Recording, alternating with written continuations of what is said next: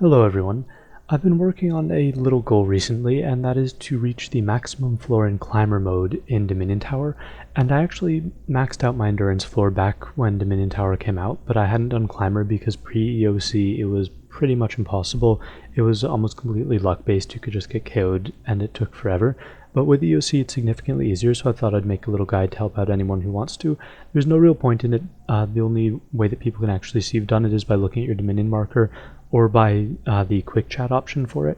So it's just something that you can do if you have some free time and would like to do some completionist stuff. So anyway, first off, for the gear that you'll want is all three combat styles with weapons. So I'm using a royal crossbow, a chaotic staff, and a chaotic maul. You can use dual Drygor weapons, but chaotic maul is actually better. The Drygors are better in situations where the monsters or people have high defense, but since Dominion Tower everything's quite easy to fight, you don't need that, and chaotic maul is actually better.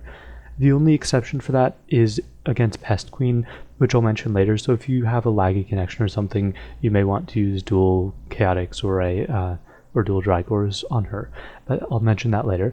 You'll also want to bring Phoenix necklaces to heal and have a vampirism aura for sure, and a vampirism scrimshaw is highly recommended. They last for 3 hours, which will be more than enough to get you through the entire 250 waves if you just use it for the Pest Queen, which is the only time that you should need it. And I've got Tetsu legs in this picture, but you don't need them. Bando, Scano, and Armada legs. If you have all three, that's fine. You don't really even need to switch the legs. As I mentioned, the monsters have pretty low defense, so you can really get by with just one, but I like to switch it up. There's no problem with inventory space. You'll also need all 4 elemental types of runes so that you can kill the Dagonoth Mother version 2, and also a sack of potatoes is surprisingly useful. There's this one handicap which will make it so that your weapon gets unequipped, and that can be really irritating because of the cooldown in the EOC when you put your weapon back on, and just annoying to have to put it back on in general. So if you keep your inventory full, that ability doesn't unequip your weapon, and if you're using up Phoenix necklaces, then emptying the potatoes into your inventory will keep it full. So that's quite useful, and I highly recommend that.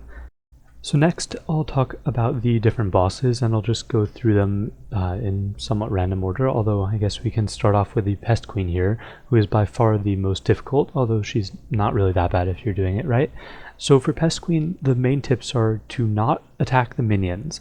I know back pre-EOC you'd have to attack the minions so they wouldn't kill the rangers, so the rangers could kill the healers that were healing Pest Queen, but now you can outdamage the healers quite easily, and if you attack the minions, they'll start hurting you quite a lot, and I actually managed to get KO'd by them on a pretty high wave, which was depressing, but I'm doing better now.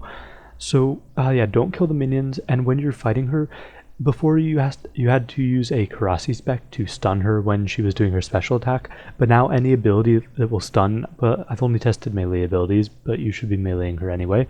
But yeah, any ability that stuns should stop her special attack. So the easiest one is kick or backhand, but you should use kick out of the two of those because it's useful for Zenevivia, as I'll mention later. And also if you're using, this is where the dual weapons can come in handy. If you're using dual weapons, you can also use destroy, which is quite useful because yeah, it's a second stunning ability. And a second stunning ability can be useful because of the random days effect, which I'm showing on screen here, so I'll do it in slow motion. As you can see, the Pest Queen is starting to do her special attack, and I try and click on the kick ability, but I get a random stun, so it sort of wastes the ability.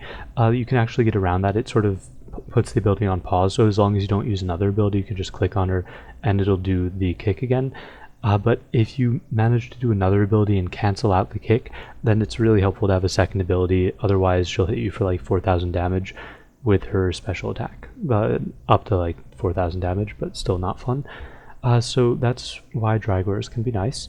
And other than that, I don't have a whole lot of recommendations for the Pest Queen, but I do recommend that you use Debilitate, Sever, and Anticipation if you're having trouble with it, because Debilitate especially, it takes down her damage by 50% for the next 10 seconds, and Sever and Anticipate are both 10% apiece. So if you're getting hurt a lot, using Debilitate is pretty amazing. And also the last thing, this is the one boss that you should be using the Vampirism Scrimshaw on, because if you use that, in combination with the vampirism aura, you can pretty much stay at full health, and even just using it on its own, it's usually enough to keep your health at least above 3,000 or so you don't have to worry about depending on the Phoenix necklaces, which she can actually KO you through because she does enough damage for that. Her max hit is about 1585, and the Phoenix necklaces start healing you at, I think, around 1,350 health, depending on what gear you bring. So yeah, definitely, I do recommend using Vampirism Scrimshaw here, but remember to turn it off afterwards, otherwise you waste a lot of charges on it. I always forget about that and use it on the newbie bosses afterwards. So that's it for the Pest Queen. That's really the main bad one. The other bosses are pretty easy, and actually you only get 7 different bosses once you get past around floor 30 in Dominion Tower. I don't know why they did that, but I'll just be going through all of them here, except for the Untouchable because it's just way too easy. I'm just showing it on the screen here briefly. So the next one that's got a bit of strategy to it are the Desert Treasure bosses, and these ones, the main thing is how to lure them. So first off, you want to go and attack Decius. Make sure that you don't run through any of the others or they could start stacking on you. So kill Decius, he dies pretty quick, then Camille, and then after that you run through the other two and start ranging Farid. Farid has this ability that makes your weapon get unequipped unless you're wearing ice gloves. And so it's easiest if you just range over the other one. I mean, you could bring ice gloves as well, but I couldn't be bothered to go and get them back again. So this works pretty well. And then Damus is quite easy. Pre-EOC, he had really high defense, but yeah, now he's a bit of a joke. Next is the Decaying Avatar, and this one is also moderately easy. The only real trick to it is to remember to use Binding Shot, which is a really great range ability, which freezes your target for 20 seconds. And the Decaying Avatar has very, very low defense, so it almost always hits, and it only has a 15-second cooldown time, so you can actually keep it stunned almost completely at all times. There's just that little delay between when it gets unfrozen when you can stun it again, so that makes it quite easy. It's, yeah, one of the easier bosses, I'd say. Next is the Dagannoth Mother version 2, and for this one the only thing is to bring your own balmung. It makes it a little bit easier, it saves some time. So yeah, just go hit her with balmung a few times, and then when she switches, she always starts out with the mage, with water magic spells. So yeah, you use water magic on her, and then she dies quite easily. It's very much quicker than it was pre-EOC. All of these bosses, really, they were so much harder before. Next is the Monkey Trio, and for this one there's really not much strategy to it, so I'm just going to skip through it. You just kill the green one, then the red one, and then the blue one with its demons. There's, yeah, really not much to it. You may need to use Phoenix necklaces. This is probably the second most damaging one after the Pest Queen, but even then it's not bad, and they have no chance of KOing you unless you have very low health for some reason. The last boss that I'm going to mention is Zenevivia, and she is quite easy in terms of how much damage she does. You have no chance of dying whatsoever, but the only trick for her is that you need to kick her off of her pedestals. You used to be able to do a dragon or Zami spear spec on her, but since those don't exist anymore, kicking works, and so this is why you want kick rather than backhand on your action bar for this and the Pest Queen.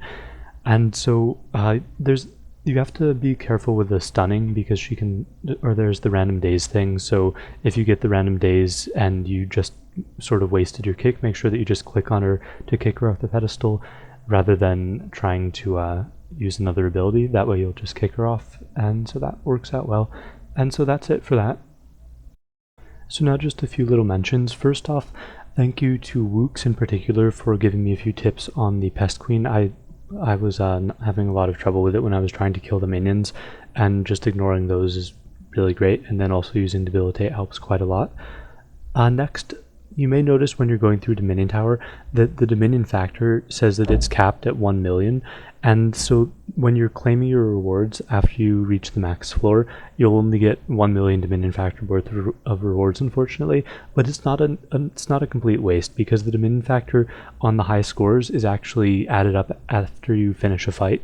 So even though it says it's only 1 million Dominion factor total, you're still getting Dominion factor on the high scores every single fight you do, so it's, yeah, not a complete waste. And then the last little random thing to mention here is Endurance versus Climber.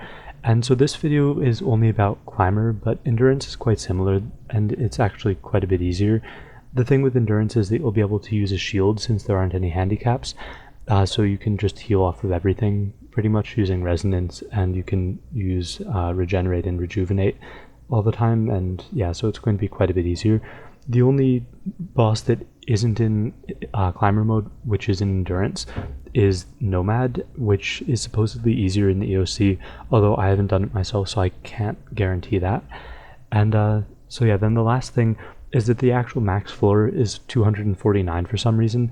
Back when Dominion Tower came out and I did endurance mode to the max floor, I remember going up to floor 255, I believe, but then it said that I'd only gone up to floor 250, and now it's floor 249, and then it just stops you for some reason. So I'm not quite sure what's going on with that, but 249 is the max climber floor at the moment. And so that's it. This video took quite a bit to put together, and so if you give it a thumbs up, I'd appreciate it. I hope you guys find it useful if anyone is doing Dominion Tower or anyone's going for the maximum floor, and thanks for watching.